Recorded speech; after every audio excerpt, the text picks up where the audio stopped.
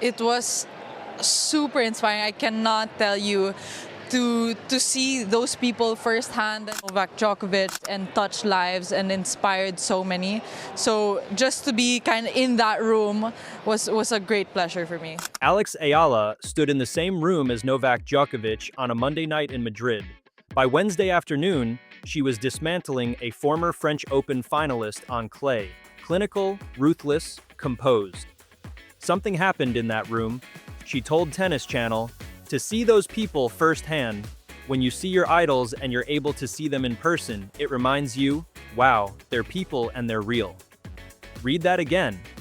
You see these athletes and you're able to see them in person, it reminds you, wow, they're people and they're real. A top 50 WTA player just admitted that meeting Djokovic in Madrid completely rewired how she thinks about greatness. Not inspiration, not motivation, rewired. It was super inspiring. I cannot tell you to see those people firsthand and all Eileen Gu, Novak Djokovic. So just to be kind of in that room was a great pleasure for me. She got to meet the 24-time Grand Slam champion at the Laureus World Sports Awards. The same night, Djokovic co-hosted the most star-studded ceremony in global sport. And Eala walked out of that building carrying something new, a mindset that changed everything. The understanding that legends are not untouchable, they are reachable. For a 20-year-old Filipina who grew up watching Djokovic from the other side of a television screen, that single shift in perspective is more powerful than any coaching session. This is the bombshell she dropped, and the tennis world is not taking it seriously enough.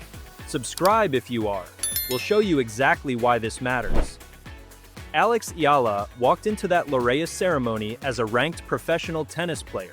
She walked out as something harder to define, and considerably more dangerous. Let's go back to April 20th. Madrid, the Palacio de Cibeles, one of the most architecturally stunning buildings in Spain, converted for one night into the Oscars of global sport. Carlos Alcaraz won Sportsman of the Year. Aryna Sabalenka won Sportswoman of the Year. Romanian gymnastics legend Nadia Comaneci received the Lifetime Achievement Award, introduced to the stage by Simone Biles herself. Goes to my hero in sporting inspiration, the remarkable Nadia Comaneci. Novak Djokovic and freestyle skiing Olympic champion Eileen Gu co-hosted the entire ceremony. And sitting somewhere in that audience was a 20-year-old from the Philippines, world number 44, still climbing. Now here is the part that matters. Eala did not just attend this event, take a few photos, and post a story. She absorbed it, she processed it, and then she walked to a press conference the next day and said something that reframes everything we thought we understood about where her head is at right now. She described Comaneci's speech as the moment that hit her hardest. Nadia Comaneci, oh my goodness, her Lifetime Award speech, I was so touched, she told reporters. And Nadia Comaneci, oh my goodness, like her Lifetime Award speech, I was so touched. That speech contained one line in particular that Eala could not let go of. Comaneci looked out at that room and said, "Sport is education." 4 words. Eala responded on Instagram immediately, "I couldn't agree more. Thank you for paving the way and inspiring countless others." That is not a throwaway caption. That is a player telling you exactly what framework she is building her career inside. But the Djokovic moment is where this story becomes genuinely fascinating. Eala has spent years at the Rafael Nadal Academy in Spain. She has trained alongside top prospects. She has competed on the biggest stages the WTA offers. She reached a Miami Open semi-final. She beat a top 10 player in Swiatek on a hard court. By any reasonable measure, this is not a player who rattles easily. Then Djokovic walked toward her. She told the WTA press corps directly, "Once they came close to me, I could feel my heart racing. Like, seriously racing. My heart rate spiked up when they came close to me." That reaction is worth sitting with for a moment, because what it tells you is that Eala, despite everything she has achieved, despite every milestone she has ticked off in the last 18 months, still carries within her the framework of a fan. A genuine, overwhelmed, heart-racing fan. And that is not a weakness, that is actually the fuel. Here is why. The athletes who stop feeling the weight of greatness around them are usually the ones who plateau. The ones who walk into a room with Djokovic and feel nothing. Those players have already drawn their own ceiling. Eala's heart spiked. That means her ceiling is still invisible to her. She does not yet know how high she can go, and that is terrifying for the rest of the WTA. She made it clear in how she framed the entire experience. She told Tennis Channel, "When you see your idols in person, it reminds you they are real people." That sentence sounds simple, it is not. What she is actually saying is that the gap she perceived between herself and the top of the sport, that gap suddenly felt closable. Not closed, closable. There is an enormous difference between those two words. Closed means you've arrived, closable means you've just found the door.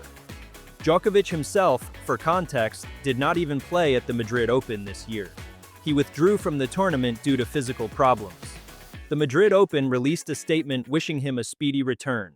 So the man who rattled Eala's heart rate was not a competing opponent. He was not standing on the other side of a net. He was simply present, and his presence alone did that to her. Think about what that says about the kind of aura Djokovic carries even now, even without a racket in his hand. Even in a room full of Olympic gold medalists and world champions from every sport imaginable, he walks toward a top 50 WTA player and her body responds before her brain can catch up. 24 Grand Slam titles do not stay in the trophy cabinet. They follow you into every room you enter. Now take that energy, that awareness of what sustained greatness actually looks like, and understand what Eala did with it. She did not go back to her hotel and rest. She did not spend the next morning replaying the selfie on her Instagram. She went to the Caja Magica the following day, laced up her shoes, and stepped onto clay against Anastasia Pavlyuchenkova, a 34-year-old Russian veteran, a former French Open finalist, a player who has been on the WTA Tour for well over a decade and who knows every trick the clay surface offers. Eala dismantled her 6-3, 6-3 in an hour and 31 minutes. She broke Pavlyuchenkova 4 times across the match. She won 76% of her first serve points. She saved 5 of 6 break points. The performance was not just a win, it was a statement of control. The kind of control that does not come from talent alone. It comes from a settled mind. After the match, she was asked about the Laureus night, about moving from the red carpet to the red dirt in less than 48 hours. Her answer was illuminating. It was super inspiring, I cannot tell you. To see those people firsthand, everywhere you look, there are people who have made waves, touched lives, and inspired so many. Just to be in that room was a great pleasure for me. Super inspiring. I cannot tell you to see those people firsthand. And sometimes I think when you see your idols and you see these athletes and you're able to see them in person, it reminds you, wow, they're people. And then she connected it to her tennis directly. It's getting better every year. In general, I'm a better player this year than I was last year, so I'm really confident with that. That is a player who left that ceremony with more in her tank, not less. And the Filipina moment deserves its own mention here, not just because it was visually stunning, and it absolutely was. It's getting better every year. I think, in general, I'm a better player this year now at this moment than I was last year. But because of what it communicated about Eala's identity heading into the most important stretch of her season. She told Tennis Channel that wearing a Filipiniana on a major red carpet had always been a dream. She called her uncle, Filipino fashion designer Rhett Eala, roughly a week before the event. The dress, a blush beige chiffon gown with a removable piña bolero and butterfly sleeves, was designed, made, and shipped to Madrid in a matter of days. Is a well-known fashion designer in the Philippines, so we called him up and I told him, I was like, I want this, I want this. She said, he delivered and I felt like a princess. On Instagram, she described the look as a quiet nod to where I come from and what I carry when I step into rooms like those. That framing is not accidental. Eala is increasingly aware that she carries more than a racket onto every court and into every room. She carries a country, she carries a story, and in Madrid at the Oscars of Sport, she chose to make that visible. The reaction from fellow WTA players was immediate. Katie Boulter, Storm Hunter, Zeynep Sönmez, Eva Lise, all of them flooding the comments with exactly the kind of response you get when someone does something genuinely powerful on a global stage. Now, the second-round loss to Elise Mertens, ranked 21st in the world, needs honest context here, because this is not a story that ends on a perfect note. Mertri beat Eala 6-2, 6-1 in 1 hour and 16 minutes. She won 81% of her first serve points. She broke Eala 5 times. The scoreline was one-sided. It was the third consecutive year Eala has exited Madrid in the second round, after Kirstea in 2024 and Swiatek in 2025. The serve remains the fault line. Against Pavlyuchenkova, she won only 37% of second serve points. Against Mertens, she won just 53% of first serve points, while Mertens won 93%. That is not a minor gap. That is the difference between competing in a match and surviving one. Colin Fleming said it clearly on Sky Sports. The serve is the ceiling holding Eala back right now. Until that weapon becomes reliable, clay court runs at WTA 1000 level will keep hitting the same wall. But here's the thing about ceilings. They only matter if you stop believing they can be raised. Eala has seen what raising a ceiling actually looks like now. She stood 2 feet away from a man who has raised his own ceiling 24 separate times in Grand Slam finals. She felt her heart rate spike in his presence. And then she went and identified the specific technical weakness she needs to fix before Roland Garros. That is not a coincidence in sequence. That is what a change mindset actually produces in real time. Not poetry, not motivational captions.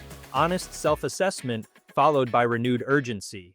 The French Open begins May 24th in Paris. It will be Eala's second Grand Slam main draw of 2026 after her Australian Open debut earlier this year. Before Paris, she has the WTA 1000 Rome Open and the WTA 125 Parma Ladies Open in Italy, 2 more chances to sharpen her clay game, build rhythm, and address the second serve before the biggest clay court stage on the planet opens its gates. The question the tennis world needs to start taking seriously is not whether Eala belongs at this level. She has already answered that. The question is how fast the ceiling moves once a player truly understands that the people above her are reachable. She got that understanding in Madrid, in a ballroom, from a man holding 24 Grand Slam titles, from a gymnast who said sport is education, from an Olympian who carries grace under the kind of pressure most athletes never experience. Eala walked into the Palacio de Cibeles as a top 50 WTA player with a serve problem and a clay question mark. She walked out with the one thing no coaching staff can give you, the absolute bone-deep certainty that the people at the top of this sport are human. And if they are human, she can reach them. Watch this space very carefully, because the data already supports what the mindset shift is starting to produce. In 2025, Eala reached the Miami Open semifinals, beating a top 10 Swiatek along the way. That was not luck. That was a player operating at a level her ranking had not yet caught up to. In 2026, she entered the Australian Open main draw for the first time. She walked the red carpet at the Oscars of Sport in a dress her uncle built in 5 days. She beat a former French Open finalist on clay without dropping a set. Every single month of this season has added a layer that was not there before. The serve will get fixed. That is not optimism. That is trajectory reading. Every elite player has a technical fault that follows them into their breakthrough season. Swiatek had footwork issues. Sabalenka spent years rebuilding her second serve from scratch. Eala's problem is identified, documented, and she is clearly aware of it. Awareness is always the first step toward correction. What cannot be coached, cannot be drilled, and cannot be purchased at any academy in the world is the moment a young athlete stops seeing greatness as something that happens to other people. That moment happened in Madrid, on a Monday night, in a room where Djokovic walked toward her and her heart forgot how to stay calm. She will not forget that feeling, and neither will the players who have to face her at Roland Garros. If you have been following Eala's journey and want every development covered from every angle, subscribe to this channel right now. Hit the notification bell, because the clay season is not over. Rome is next, Paris is coming, And the player who left that Madrid ceremony is not the same player who arrived at it.